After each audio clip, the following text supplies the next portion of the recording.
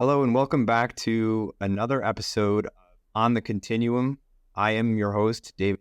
I am a partner and chief investment officer here at Continuum Wealth Advisors. I have with me today a very special guest, recurring guest in the future, CPA. She is who runs her own practice, is willing to jump on of discussions to talk to our clients about tax planning and any sort of things that might add value to their lives via the tax universe. So Sarah, welcome to On the Continuum. Thank you. It's great to be here. My very first podcast.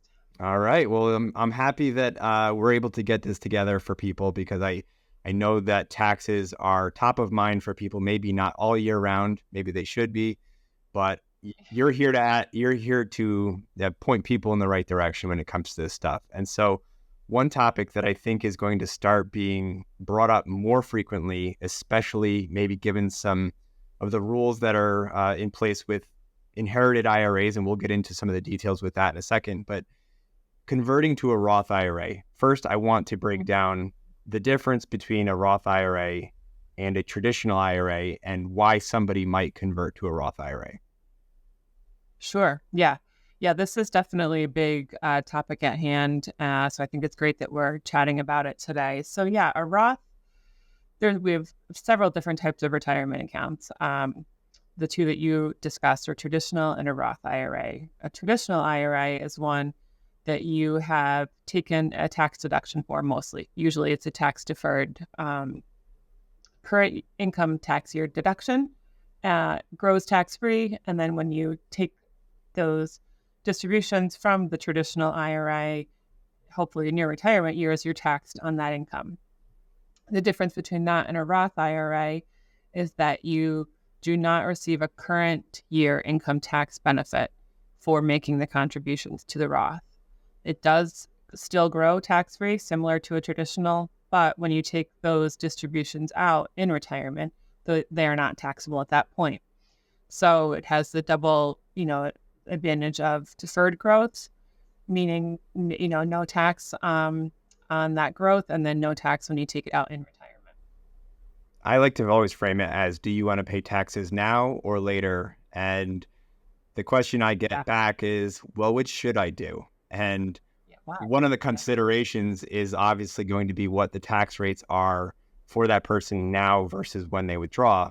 And unfortunately, we don't know what their future tax rates look like. We don't know what the future tax rates in this country look like.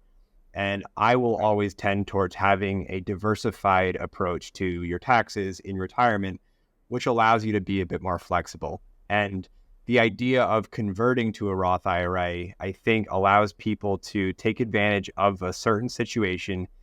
Maybe once they retire, let's say around age 60 or 62 or somewhere in that time frame, a certain situation that will change the math for them if they've saved their entire life in the pre-tax bucket. Getting to that combination of Roth and pre-tax money is an essential planning element. So could you go into like that sweet spot of post-retirement before the required minimum distribution set in? What are some tactics or what are some strategies that somebody could employ to start to add to their Roth bucket and then be strategic about their conversions? Yeah, sure. Absolutely. I actually just did this for somebody, like you did, like the perfect case study right there. They are, married, their spouse is retired, collecting minimal Social Security. This gentleman is on his way to retirement. So he has, maybe 1 year where he's working half the year. So lower wages in that year. He can still fund his 401k if cash flow allows, max his 401k through his company. And then he has this large bucket of money that he's inherited from a Roth or from a traditional IRA that we can't do much with. But there is this other bucket of retirement funds that he's deferred and has sitting there. So in his case, he's got about 5 or 6 years until he starts collecting his minimum distributions from his own retirement account. So for him, it made perfect sense. He is going to be having some Social Security income, and that's really his only taxable income other than some investment income, interest, dividends, capital gains. So what I did was I just looked at, okay, what tax bracket is he going to be in right now? And really projected out over the next 5-10 years, what is his income stream going to be through wages, Social Security, retirement, and then when does a Roth potentially make sense? For him, it made sense to do it over 6 years. We're converting $100,000 or $120,000, actually $20,000 a year, because it kept him in a 12% tax bracket. So let's say, rates stay the same over the next 5 years. He's in a 12% tax bracket. His Social Security is minimally taxable because it's never 100% taxable on the federal level, not taxable at all for New York State. Also, New York State gives you a $20,000 retirement exclusion. So that $20,000 conversion from a traditional to a Roth is not taxable, subject to New York State income tax either. So those were some considerations I took into account with him. He was also doing some estate planning, which we can get into now if you want, as far as what the benefits are of that, or, that can come up later on, depending on how we kind of flow through this. Yeah. And I think that the idea of coming up to a certain marginal tax bracket is something that I don't know if a lot of people understand. When they talk about taxes, they use very round numbers and their tax rate is this. Like there's a marginal bracket that keeps resetting at different levels. And the idea of the conversion is to go up to, but not past certain levels and brackets that they might be liable to go into that next level. And so we actually have software that models this kind of stuff out and say, if you want to convert up to the 12% bracket or the 22 or the 26 or whatever those future rates are scheduled to be, that's a whole nother conversation. But the idea that I love to talk to people about is being intentional about paying their taxes. Of course, there's a saying that I heard once and I'll repeat it forever is you always want to pay Uncle Sam. You never want to leave a tip. And what that means is you have the optionality, if you're doing things correctly and doing things smartly, to lower your overall tax bill in your retirement years by taking advantage of some strategic moves like this. And I don't want people to go through retirement just taking whatever the government tells them on a year-to-year basis as their tax bill. Right. And again, the overall reason why you would do a Roth conversion is because at a certain age, right now 73, scheduled to be 75 for certain people, you have to start taking required minimum distributions. You just have to. Right. The government needs to get paid, and so they are going to require that you take a certain amount of money out every year. The issue is that if you've done a great job saving for retirement and you have a large amount of money in pre-tax, that tax bill could be fairly substantial in those years of retirement where it's just like you have to take that money out and there's no control over it. So if you're younger and you don't, as you mentioned, you don't have a lot of taxable income in those years, you willingly pay some tax to make that conversion happen in those years. And that way you have that tax-free money to grow for you. Yeah. And do you find too, when you're working with people, it's a surprise, I think, for some people that I've seen anyway, they're like, how am I paying more tax now in retirement than I was when I was working full time? And I think your concept of being intentional is a huge part of that. It's thinking about what the future is going to look like. Yeah, and not just your future, but as you mentioned before, the future of your estate and your heirs. And that is also, I think, the cherry on top for this type of tax planning is not only during your life should you benefit, but also for your heirs. Can you touch on that as far as how that would affect somebody who would inherit this money? Sure. Yeah, absolutely. I can go back to that gentleman I was just talking about. One of the things that I found with him that was like this was probably like a perfect case scenario, I think. His portfolio, so in the end, I projected out if tax rate stayed the same, he would end up paying like only $1,600 more in tax by, effectively accelerating that $120,000 of income into those in the Roth conversions. And what that did was it protected that $120,000 from him needing to take it from RMDs. So he wasn't required to take those RMDs. They were coming out of his 401k. So that allowed his portfolio to grow even more because it wasn't dwindling down. So his overall portfolio value, I was projecting, would actually be higher than if he had left the money in the Roth, allowed it to grow, in the traditional, didn't convert it to the Roth, left it in the traditional, just allowed it to grow and took his RMDs. He was kind of slowly chipping away at some of that growth. So what it did was it allowed his estate to grow into an effective, and the portion that was enhanced is now tax-free to his heirs. So he didn't have to take required distributions. His heirs will have to take required distributions, but when they do, it's non-taxable to them. So that is a huge gift, I think, that you can pass on to your family if you don't need it, if you don't need those funds. Ultimately, you want to have it available if you need it. But again, it's being intentional, not just taking, okay, here's my bucket of retirement funds. I'm just going to pull from that whenever I need it. Yeah. And there was recently some change with the legislation and the treatment of those inherited IRAs and the acceleration of that withdrawal for those heirs of your money. Can you talk about that for a second? Why is this making Roth IRA conversions even more beneficial for those ultimate inheritance of your money? Yes. Yeah, absolutely. Prior to the law change, if you were a non-spouse, so if a member of your family or a friend passed away and you inherited their assets, you were allowed to stretch the retirement funds out either over your life expectancy or the decedent's life expectancy. Those were, if you needed it, you were obviously able to take it off right away, but the benefit was being able to stretch it over life expectancies. Now you're required to take that out over 10 years. There's really no leniency for a non-spouse beneficiary to take those funds over a 10-year period.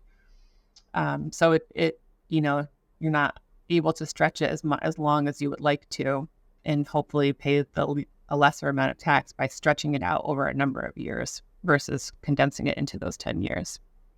So because the time frame is shortened, so too would the tax bill be for somebody that inherits a pre-tax IRA. And of course, it's more money than they had before this situation occurred, but you also want to give your heirs the lower tax burden if you're able to do so. And yeah. And just like anything else with planning, it's not going to be an overnight fix, right? This is going to be a multi-year process, especially during those years of 62 to, let's say, 73 or somewhere in that range, because that's the sweet spot of potentially lower income because you're no longer working at your primary job. Maybe you have some taxable money built up in like a brokerage account where you're paying taxes on interest and dividends and things like that. So there is that sweet spot where it really makes sense for a Roth conversion. Conversely, if you're like later on in your career and you're earning a good salary, you probably don't want to be, and of course, every situation is going to be unique, but the rule of thumb is that if you're paying high taxes already because of your earnings that you're getting through your employer, it might not make sense to do a Roth conversion because now you're converting at these higher tax rates. Exactly. Yeah, 100%. Another point just along those lines that I came across and I want to highlight is that there is a break-even point for conversions to a Roth. Like somebody might listen to this and be like, this is a great idea. Let me just convert everything to Roth. Yeah. I'll have no money to be taxed in the future. Well, there is a break-even point where it might make sense to leave some in pre-tax because, again, you're deciding to pay taxes now or pay taxes later. And if you front load all of those Roth contributions and you have a 0% tax rate for the rest of your life, that sounds fantastic. But if we're just doing the math, there probably was a more opportune situation where you kept some money in pre-tax, withdraw that at your leisure at lower tax rates to combine that with the Roth withdrawals. And so that's a concept that I think not a lot of people understand. And like, it's tax-free, great, but you're also paying those taxes up front, potentially at higher rates. So there's a balance to be struck with this type of stuff. Yeah, exactly. Like in your scenario, you would likely turn that into like a 45% tax if you converted 100% of your retirement assets to a Roth between federal and New York state tax. So yeah, there's definitely, I think that's 100% correct. There's just that sweet spot that just takes thought and planning. And you mentioned at the very beginning of this conversation the stipulations to get the money out tax-free. And we say in general in your retirement years, but it's a little bit more concrete than that. Can you talk about the absolute stipulations, especially as they relate to conversions? Because there is a difference between contribution and conversion that I think people should be aware of before going down this path. Sure, absolutely. Yeah, there's a few things to think about.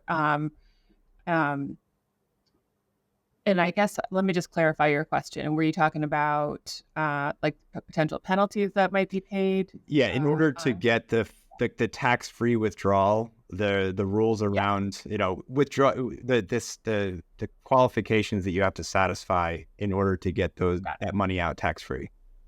Yeah, absolutely.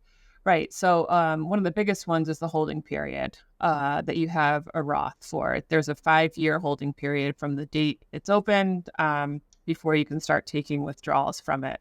So if you start taking them before that 5-year period, you could be subject to a 10% penalty on those tax-free withdrawals. There's also, you can convert really any retirement account into a Roth via business accounts, simple, a SEP IRA, 401k fund, traditional funds. The other thing I think to be wary of is if you have a simple IRA and if you've opened it within the last 2 years and you convert any of that to a Roth, that's a 25% tax penalty. So that's a big one to be aware of also. Those are the big 2 penalties. Yeah. And the 5-year period, is that and I can never remember this, is that a rolling 5-year period or is it a per conversion? Like, is the IRS going to track that? Are they responsible for tracking it? No, and really it's just opening one up. So I could open one up today and my 5-year clock starts today. Okay. So even though if 10 years from now I make a conversion into it, my 5-year clock has already been met at that point. Okay. That's good to know. Yeah. Yes. Yeah. That's a great point to bring up.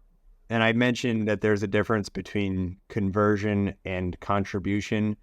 If you're younger and you're in a lower bracket and you're making Roth IRA contributions, there is an ability to access that basis at any time for whatever reason, tax-free, penalty-free. But that specifically relates to contributing to a Roth IRA, not the conversions that we're talking about. Not the conversion. Yep. Absolutely. That's a good point. Another good point to make. Yeah. And I'll also just point out too, if you're not in those retirement years, but you are thinking that it might be a good situation for you to potentially do a Roth. One other avenue I think about looking at is people that have maybe new startup businesses or rentals that may be potentially generating a loss. That's another time that you might want to think about doing a Roth conversion. Let's say you have a $10,000 loss on a business startup or a rental. Losses on investments don't really fall into this bucket. It's more business related. You could do a Roth conversion at that point to kind of eat up that loss. So you still are at a break-even point, but you just converted, let's say, $10,000 into a deferred tax-free avenue. And I think a lot of people probably are not aware of that type of stuff. So yeah, what's the best, if somebody listens to this and they want to go forward with taking a look at their personal situation, what type of information do you need to look at? Do I need to look at? Maybe we're working on a case together. what type of Sure. stuff should we be looking at that somebody can bring to our attention that can allow us to make that decision for them? Yeah, so I typically will always start with a prior year tax return to kind of give me a baseline as to where they're at, and then kind of what their current year income looks like. If you do have some type of rental property or business, I really would need to know kind of what your estimated net profit or loss from that would be.